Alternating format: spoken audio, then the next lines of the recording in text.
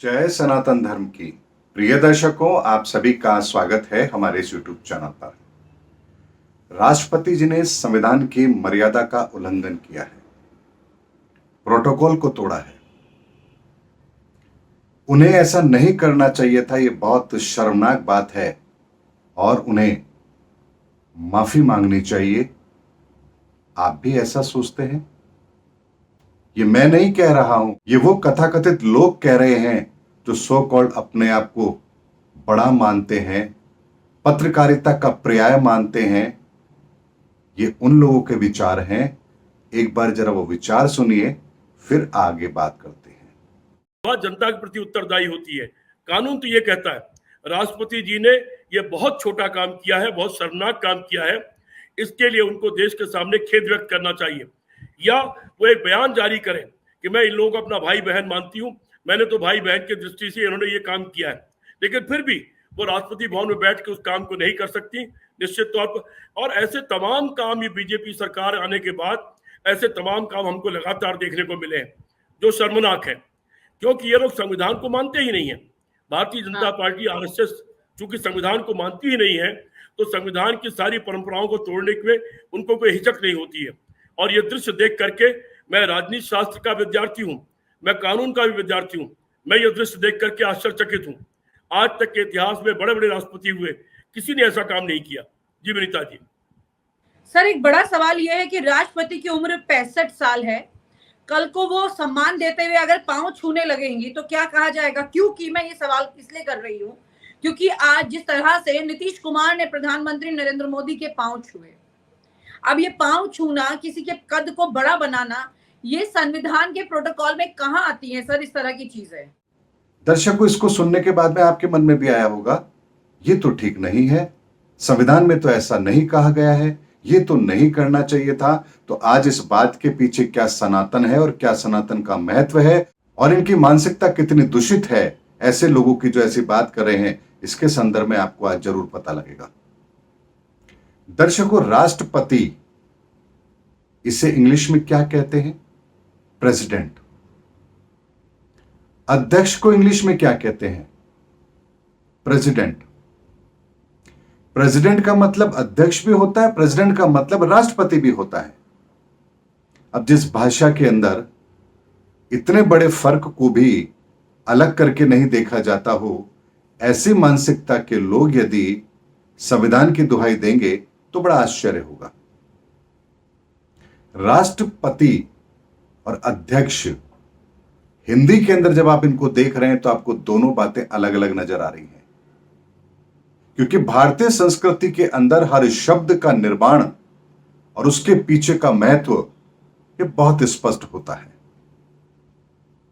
ऐसे में राष्ट्रपति का मतलब होता है जो राष्ट्र की सुरक्षा करता हो, उसके सिद्धांतों की सुरक्षा करता हो, इसे ही पति कहते हैं। अब यहां पति को अगर आप इंग्लिश में बात करेंगे तो हस्बैंड कहा जाता है। अब राष्ट्रपति को इंग्लिश में आप कन्वर्ट करेंगे तो नेशनल हस्बैंड आएगा। तो क्या यह वाक्य सही है? ये बातें मैं आपके सामने इसलिए रख रहा हूं ताकि अंग्रेजी भाषा का ज्ञान रखने वाले लोगों को यह पता लगे कि भारतीय संस्कृति के अंदर हर एक शब्द के पीछे एक भाव होता है, भावार्थ होता है। ऐसे ही किसी शब्द का प्रकट्य यहां नहीं होता है। ऐसे में एक प्रोटोकॉल राष्ट्रपति के लिए होता है, इसमें कोई दो राय नहीं है। हमारे संविधान में भी उसका प्रारूप दिया गया है। लेकिन प्रोटोकॉल का मतलब क्या होता है, जरा इसको समझ लीजिए। प्रोटोकॉल इंग्लिश का ही शब्द है। अब इसका जो अर्थ निकलेगा और जो वास्तव में सनातन से प्रोटोकॉल का अर्थ निकलेगा, उसमें कितना अंतर है, इसको समझ लीजिए।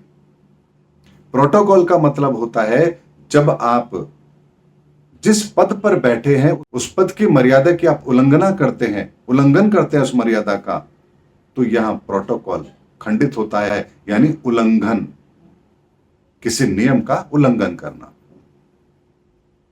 तो एक राष्ट्रपति यदि राष्ट्र के नियमों की अवहेलना करे तो यह प्रोटोकॉल तोड़ना होता है। यानी आपको जिस पद पर बिठाया गया, आप उस पद की मर्यादा नहीं रख रहे हैं। आपको जिस काम के लिए बिठाया गया, आपके लिए वो काम प्राथमिकता नहीं है, यहां प्रोटोकॉल टूटता है। प्रधानमंत्री देश के कार्य को सुचारू रूप से चलाने के लिए हैं, देश की तरक्की के लिए हैं, जनता की भलाई के लिए कार्य करने के लिए हैं, अगर वो ये काम नहीं कर रहे हैं तो यहां प्रोटोकॉल टूटता है। लोकतंत्र के अंदर हमारा भी एक संवैधानिक अधिकार है कि हमें मतदान करना है। जब हम मतदान नहीं करते हैं तब यहां प्रोटोकॉल टूटता है। पत्रकारिता के अंदर सच्चाई दुनिया के सामने रखना यह आपका धर्म है। जब आप वो धर्म नहीं निभाते हैं तब यहां प्रोटोकॉल टूटता है। हमें राष्ट्रपति के तो प्रोटोकॉल का पता है, लेकिन क्या हमें अपने प्रोटोकॉल का पता है कि हमारे लिए प्रोटोकॉल क्या है? इसीलिए किसी भी नियम की अवहेलना, किसी भी नियम का उल्लंघन यहां प्रोटोकॉल तोड़ना ही होता है। और राष्ट्रपति जी ने प्रधानमंत्री जी को दही चीनी खिलाई, ये भारतीय संस्कृति के अंदर वो चीज है जिसको एक आम आदमी तो समझता है जो धर्म के साथ जुड़ा है, लेकिन सो कॉल्ड इतने बड़े बड़े अपने आप को पत्रकार कहने वाले लोग ये नहीं समझते हैं। राष्ट्रपति महिला है और महिला एक माता का स्वरूप भी होता है। और एक मां अगर अपने राष्ट्र के निर्माण के लिए अगर कोई कार्य कर रहा है, उसको आशीर्वाद स्वरूप अगर संस्कृति के आधार पर, भारतीय संस्कृति के आधार पर यदि दही और चीनी खिलाती है तो क्या ये प्रोटोकॉल का उल्लंघन है? प्रोटोकॉल तोड़ना है? संविधान की धज्जियां उड़ाना है?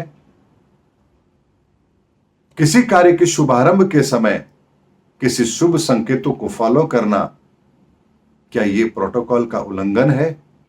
अगर एक मुस्लिम राष्ट्रपति उर्दू में शपथ ले तो क्या फिर यह प्रोटोकॉल का उल्लंघन होगा? क्योंकि हमारा भारतीय संविधान तो यह कहता है धर्मनिरपेक्षता। प्रोटोकॉल को पहले हमें समझना पड़ेगा कि प्रोटोकॉल होता क्या है। जब हम अपने कर्तव्य से विमुख होते हैं, इसे नियमों का उल्लंघन कहते हैं। यहां प्रोटोकॉल हमने फॉलो नहीं किया है। इसलिए हर बात में नकारात्मकता को ढूंढना यह ऐसे लोगों का काम हो चुका है। प्रधानमंत्री जी की मौजूदगी के अंदर ऑर्डिनेंस का फाड़ देना, क्या यह प्रोटोकॉल का उल्लंघन नहीं था? यहां मैंने सिर्फ ये बात इसलिए कही है, मैं किसी की बुराई नहीं कर रहा हूं, मैं सिर्फ यहां यह बता रहा हूं कि भारतीय संस्कृति के अंदर संस्कारों को जो महत्व दिया गया है वो हर नियम कायदे से ऊपर है। माता पिता के चरण स्पर्श करना ये भारतीय संस्कार हैं। अब अगर बेटा भारत का राष्ट्रपति बन जाए तो क्या वो अपने माता पिता के चरण स्पर्श नहीं कर सकता? तो कभी अगर कोई ऐसा युवा राष्ट्रपति बन गया जिसके माता पिता फिर राष्ट्रपति भवन में है और वो अपने माता पिता के चरण स्पर्श करे तो कहेंगे ये तो प्रोटोकॉल का उल्लंघन हो गया। तो इस बात का भी जवाब सुन लीजिए। भगवान श्री कृष्ण द्वारिका के नरेश थे, लेकिन जब सुदामा आता है तो दौड़कर जाते हैं, अपने हाथों से उसके चरण पखारते हैं, मित्रता का वो उदाहरण पेश करते हैं जो आज तक कहीं नहीं मिला देखने को। यहां प्रोटोकॉल का उल्लंघन नहीं हुआ, यहां मित्रता की पराकाष्ठा थी। इसलिए भारतीय संस्कृति के अंदर सनातन इतना गहराई से जड़ों में व्याप्त है, जिसको समझने के लिए आपको सकारात्मक दृष्टिकोण चाहिए, हिंदुत्व की आइडियोलॉजी का ज्ञान चाहिए, सनातन की पहचान और संस्कारों का होना बहुत आवश्यक है। इसीलिए ऐसे लोगों की बातों को काउंटर करना अब जरूरी है, क्योंकि अगले 18 महीने ऐसी ही छोटी छोटी बातों को लेकर लोगों को बरगलाने का काम किया जाएगा। और इन 18 महीनों के अंदर मैं ऐसी हर बात पर आपके सामने वो सनातन दृष्टिकोण रखूंगा जो सत्य है, चाहे फिर वो सरकार के विरुद्ध हो, चाहे सरकार के पक्ष में हो। जहां जिस बात में जो सत्य है, जो सनातन है, मैं वो हर बात आपके सामने जरूर रखूंगा। इसीलिए आज राष्ट्रपति जी ने दही चीनी खिला करके किसी शुभ कार्य के शुभारंभ में इस प्रक्रिया को करना, ये भारतीय संस्कृति को स्थापित करना है, ईश्वर पर आस्था रखकर अपने कार्य को करना है, हमारी भावनाओं में सकारात्मकता हो, ये उसका उदाहरण है। और राष्ट्र हित में कार्य कैसे किया जाता है, ये उसकी पराकाष्ठा है। ये लोग क्या समझेंगे जहां ताऊ चाचा सब एक ही होते हैं, अंकल। ताऊ जी को इंग्लिश में क्या कहते हैं, चाचा जी को इंग्लिश में क्या कहते हैं? दोनों को अंकल कहते हैं। लेकिन हमारे यहां ऐसा नहीं होता। बुआ को इंग्लिश में क्या कहते हैं, मौसी को इंग्लिश में क्या कहते हैं? हम रिश्तों को नहीं समझ पा रहे हैं, हमारे पास वो शब्द नहीं है। हम सनातन को समझने जा रहे हैं, हम उन कार्यों पर उंगली उठाने जा रहे हैं जिन्हें हम जानते तक नहीं है, समझते तक नहीं है। बस कैमरा ऑन किया, लेके बैठ गए, बस हमें तो काम करना है, कुछ भी हो जाए हमें तो बस लोगों को बरगलाना है। तो ध्यान रखिए, ऐसे काम करने वाले लोगों को अब समय बख्शने वाला नहीं है, क्योंकि परिवर्तन का समय है। इसीलिए हमें हर कार्य के अंदर सनातन को ढूंढना है, सनातन को पकड़ना है, संस्कारों को अपने जीवन के अंदर जीवंत करना है। इसके अतिरिक्त और कोई भी विकल्प हमारे पास शेष है ही नहीं। और इसीलिए मैंने वीडियो बनाकर आप लोगों के सामने रखा है कि जहां जहां जो बात हमारे सामने आएगी, वहां कहां कहां सनातन है, कहां कहां संस्कार निहित है, कैसे वो हमारे धर्म के साथ जुड़ी हुई चीजें हैं, और कहां दूसरे धर्मों के अंदर है, दूसरी भाषा, दूसरी सभ्यता को मानने वाले लोगों के मतों में कितना फर्क है, इसका भेद मैं आपके सामने रख सकूं। इसीलिए मैं वीडियो बनाकर आप लोगों के सामने लेकर आ रहा हूं। यही छोटी छोटी चीजें आपको सनातन को समझने में आपकी मदद करेगी। और थोड़े समय बाद जब हर जगह पर आप सनातन कहां कैसे व्याप्त है इस चीज को समझेंगे, तो आप अपने आप सनातन की तरफ खींचे चले आएंगे और सनातन आपको स्वतः ही समझ आ जाएगा। क्योंकि सनातन हमारी क्रियाओं में भी है, और सनातन हमारे व्यवहार में भी है, सनातन हमारी आत्मा में भी है, सनातन हमारे मुक्ति में भी है, सनातन हमारे जीवन में भी है। इसलिए सनातन का इतना व्यापक रूप है जिसे आप आने वाले 18 महीनों में पूरी तरह से समझ जाएंगे। उम्मीद करता हूं दर्शकों, मेरा वीडियो आज आपको सनातन को बेहतर तरीके से समझने में मदद जरूर करेगा। मिलेंगे अगले वीडियो के अंदर, तब तक के लिए जय सनातन धर्म।